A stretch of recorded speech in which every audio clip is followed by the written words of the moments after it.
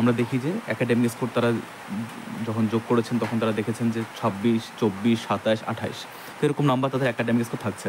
তো এখানে খুব ভালো করে আমরা দেখতে দেখো নম্বর বিভাজন জিনিসটা কি এটা নিয়ে আমি বলছি। দেখো আমরা জানি যে মাধ্যমিক, উচ্চ মাধ্যমিক, ডিএলএড, টেট, এক্সট্রা ক্যারিকুলার এবং interview plus aptitude test total মিলে কিন্তু আমাদের হচ্ছে কত? 50। সমস্তটা মিলে আমাদের কত হয়? এই 50। তো এই 50-এ যখন আমাদের কাট অফটা ফাইনাল কাট অফটা বের হয়, কিন্তু তার আগে আমাদের যেটা হয় সেটা হচ্ছে কি যে এই এক্সট্রা কারিকুলার ছাড়া তোমরা জানো যে এক্সট্রা কারিকুলারে কিন্তু সবার থাকে না। তো এক্সট্রা কারিকুলার যেহেতু সবার থাকে না, তো আমরা মোটের ওপর ধরে থাকি যে হচ্ছে 5, 10, 15, 15, 30, 35 অর্থাৎ 35। ঠিক আছে? তো এই 35-এর ওপর কত তোমার আসছে এটা কিন্তু অ্যাকাডেমিক হিসেবে কিন্তু ধরে তোমাকে এগোতে হবে। ঠিক আছে? তো আমরা এবার দেখব যে কীভাবে নাম্বারটা তাহলে করা হয়, মানে তুমি কততে কত পাচ্ছ তুমি এটা কি করে বের করবে যে তোমার অ্যাকাডেমিক স্কোর কত থাকছে। এবার দেখো, ধরো তুমি টেটে পেয়েছো হচ্ছে কত? 100 নম্বর। তো তুমি কি করে বের করবে যে 5-এর মধ্যে তুমি কত পাচ্ছ? সেই জন্য তুমি দেখো ব্যাপারটা এখানে বুঝতে হবে তোমাকে যে টেট হয়েছে কত, টেটের নাম্বার কত? 5। টেট হয় কত? 150 এবং তুমি কত পেয়েছো? 100। ঠিক আছে? এবার এটা তোমাকে করতে হবে। 0 0 কাটো, 3, এখানে 3 দিয়ে করলে কত আসছে? 3.33 সামথিং আসছে তোমার। ঠিক আছে? তো তাহলে এইটা হচ্ছে কিন্তু তোমার টেটের নাম্বার। তোমাকে এটা মাথায় রাখতে হবে, এটাই কিন্তু হচ্ছে তোমার টেটের নাম্বার। ঠিক আছে? এটা হচ্ছে তোমার টেটের নাম্বার, অর্থাৎ 5-এ তুমি কিন্তু 3.33 সামথিং তুমি পাচ্ছ। সিমিলারলি একইভাবে তুমি যখন দেখবে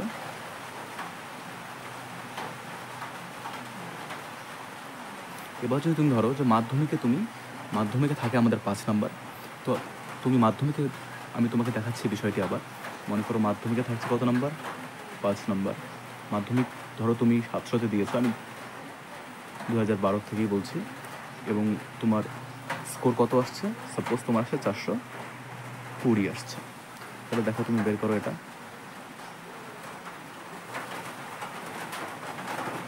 5 14 70, 3 14 42, অর্থাৎ তোমার নাম্বারটা কত থাকছে?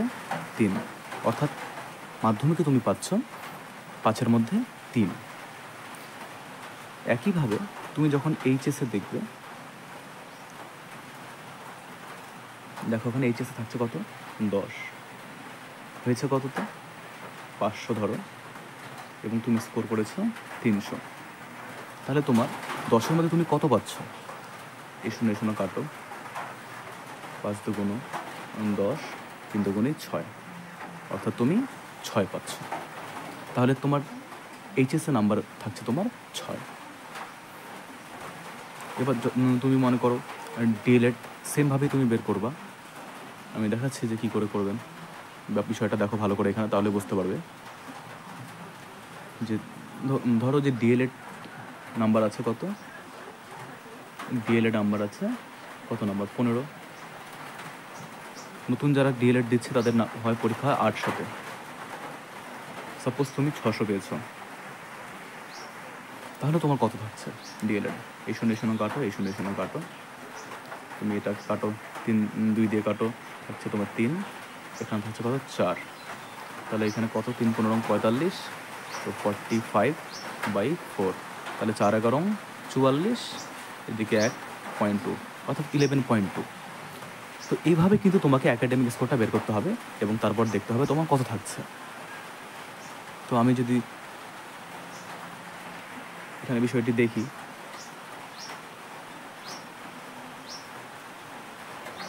কত থাকছে তুমি বিষয়টি ভালো করে বুঝতে পারবে একবারে। ধরো তুমি টেটে পেয়েছো কত নাম্বার, মাধ্যমিকে পেয়েছো কত নাম্বার? 3 পেয়েছো, এইচএসে কত পেয়েছো? 6 পেয়েছো, ডিএলএডে কত পেয়েছো? 11 পেয়েছো, টেটে কত পেয়েছো? 3 পেয়েছো। এবার যোগ করো, 3 6 9, 9 আর 11 কত? 20, 20 আর 3 23, তাই তো? তো এই 23 থাকছে কিন্তু তোমার নাম্বার আউট অফ 35। এটা হচ্ছে তোমার অ্যাকাডেমিক স্কোর।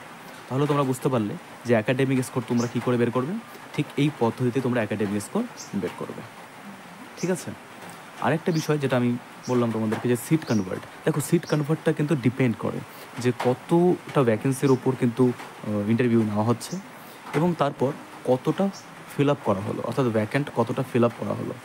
ধরো যে 12,000 সামথিং তোমার ডেকে ইন্টারভিউ করানো হচ্ছে 12,000 সিটটার ওপর ভিত্তি করে, কিন্তু তোমার ফিল আপ হয়েছে 10,000, তো সেই ক্ষেত্রে 2,000 রয়ে যাচ্ছে।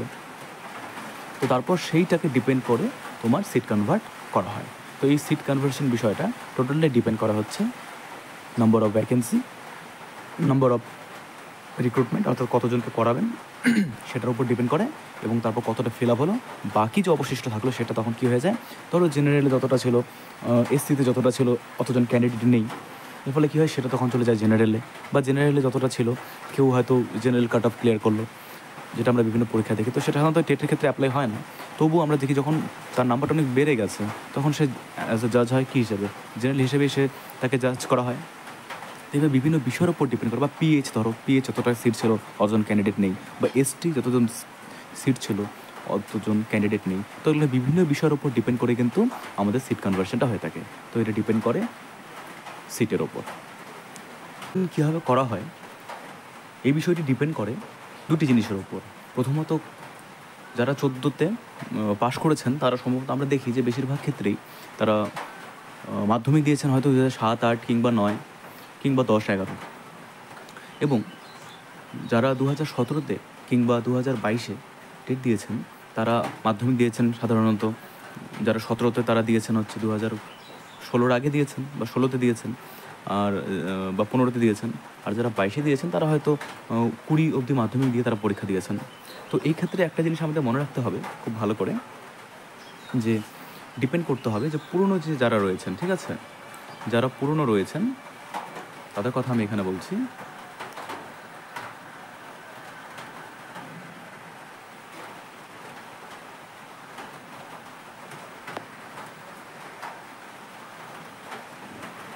এটাকে ধরি আমরা যে তারা মানে পুরনো নিয়মে পরীক্ষা দিয়েছেন, আর যারা পুরনো মাধ্যমিক বা 9, 10 একসঙ্গে দিয়েছেন, বা তাদের সময় কেউ কেউ 800-তে পরীক্ষা দিয়েছেন, আর যারা 2012 থেকে মাধ্যমিক দিয়েছেন তারা কিন্তু মাধ্যমিক দিয়েছেন হচ্ছে 700-তে। তো এখানে দেখো, এখানে এই যে প্রথম যে পার্টটা রয়েছে সেখানে যারা মাধ্যমিক দিয়েছেন তাদের যদি আমরা অ্যাকাডেমিক স্কোর দেখি এরকম রয়েছে কিন্তু 20, 22, 24, 26, আর যারা পরবর্তীকালে মাধ্যমিক দিয়েছেন বা উচ্চ মাধ্যমিক দিয়েছেন তাদের স্কোরটা কিন্তু আমরা দেখি যে অ্যাকাডেমিক স্কোর তারা যখন যোগ করেছেন তখন তারা দেখেছেন যে 26, 24, 27, 28, তো এরকম নাম্বার তাদের অ্যাকাডেমিক স্কোর থাকছে।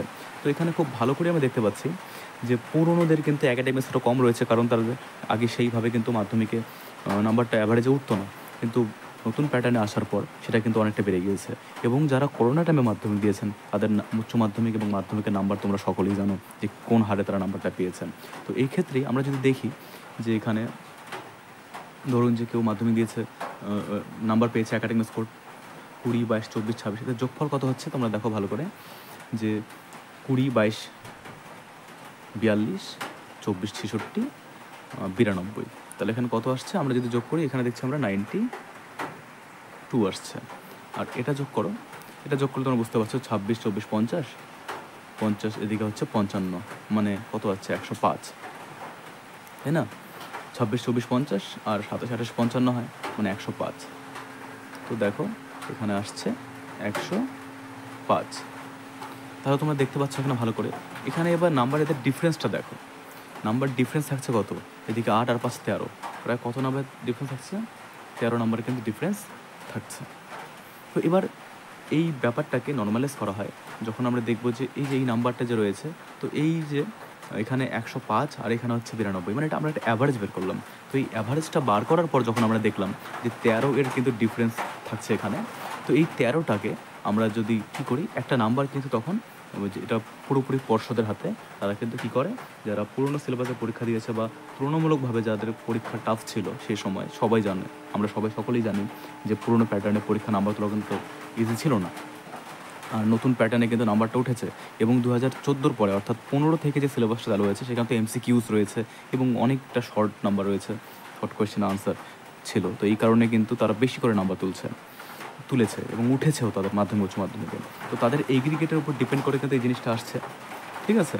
তো সেখানের উপর ডিপেন্ড করে কিন্তু একটা কী করা হয়, একটা ব্যালেন্স ক্রিয়েট করা হয়, ঠিক আছে। একটা এখানে মানে পুরনো এবং নতুনদের মিলে একটা ব্যালেন্স ক্রিয়েট করা হয়। তাহলে এই নাম্বারটা যে পুরনো ব্যাচ যারা রয়েছেন তাদের যখন দিয়ে দেওয়া হয়, সেইটাকেই বলি আমরা কি, নর্মালাইজেশন। এইটা আমরা দেখে থাকি কি, পিএসসি যে সমস্ত এক্সাম কন্ডাক্ট করায় মূলত সেই সমস্ত এক্সামে কিন্তু এই জিনিসটা আমরা দেখে থাকি। তো নর্মালাইজেশন কী জিনিসটা বোঝা গেল, এই যে 13 নম্বরের যে একটা এক্সট্রা যে নাম্বারটা থাকছে, এটা তখন কী করা হয়, যে যারা পুরনো সিলেবাসে পরীক্ষা দিয়েছেন তাদের সঙ্গে একটা সামঞ্জস্য রেখে যাতে নাম্বারটা দিয়ে দেওয়া হয়। তো এই জিনিসটাকেই আমরা বলি কি, নর্মালাইজেশন।